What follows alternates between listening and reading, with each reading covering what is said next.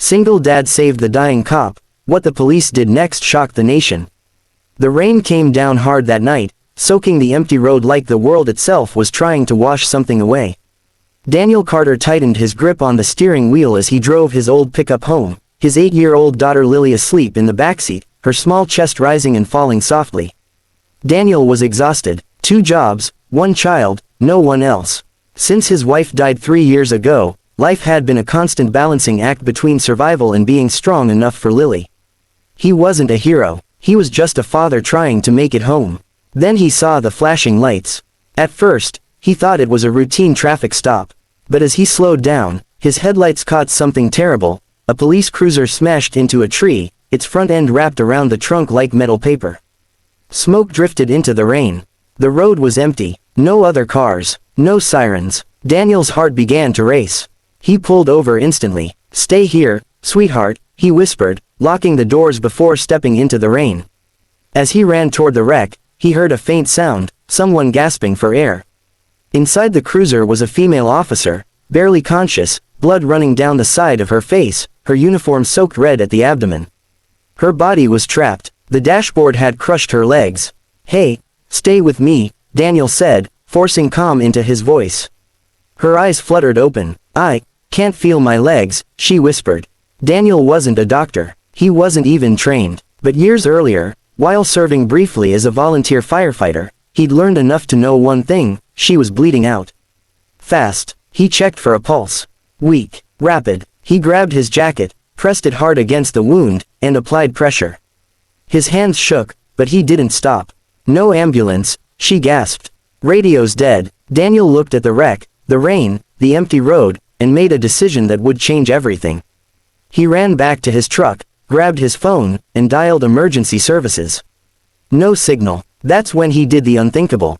Using a tire iron and raw strength born from desperation, Daniel began prying the door open. Every movement caused the officer to scream, but he kept talking to her, begging her to stay awake. After agonizing minutes, he freed her enough to stop the bleeding more effectively and reposition her airway. For nearly 20 minutes, Daniel knelt in the rain, holding pressure, counting her breaths, refusing to let her die. By the time help finally arrived, drawn by a passing truck, the officer had lost consciousness, but she was alive. Her name was Officer Rachel Monroe. At the hospital, doctors said one thing clearly: if Daniel had arrived even 2 minutes later, she would have died. Daniel never stayed to hear the praise.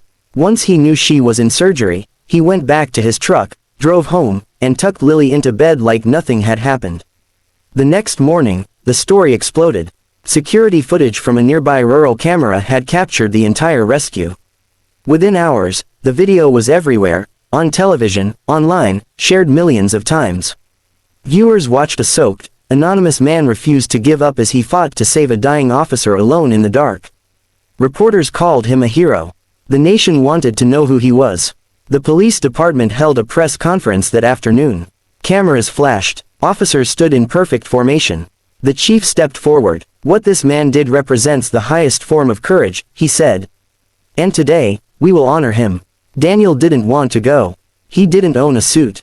He didn't like crowds. But Lily looked up at him and said, "Daddy, you saved someone." So he went. When Daniel walked onto the stage holding his daughter's hand, the room fell silent. Then, every officer in the room stood and saluted. Some were crying. The chief announced that Daniel would receive the Medal of Valor, the department's highest honor. But that wasn't what shocked the nation. What shocked the nation was what came next. Officer Rachel Monroe, walking slowly with crutches, took the microphone. "I shouldn't be alive," she said, her voice shaking. "I have a family because of this man. And I learned something while I was fighting for my life."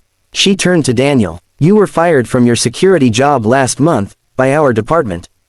Gasps filled the room. Rachel continued, "He was let go due to budget cuts. No warning, no support, while raising a child alone." The chief swallowed hard. Then, in front of the entire country, the police department did something unheard of. They reinstated Daniel, not as a security guard, but as a full-time emergency response coordinator, with full benefits, back pay, and a public apology. The crowd erupted, but Daniel wasn't listening. Lily had wrapped her arms around his leg and whispered, "I'm proud of you, Daddy." Weeks later, Daniel still drove the same truck. still packed Lily's lunches, still worked hard, but now, when he passed that stretch of road, he remembered something important. He didn't save a cop because she wore a badge, he saved her because she was human. And that simple act of humanity changed a nation.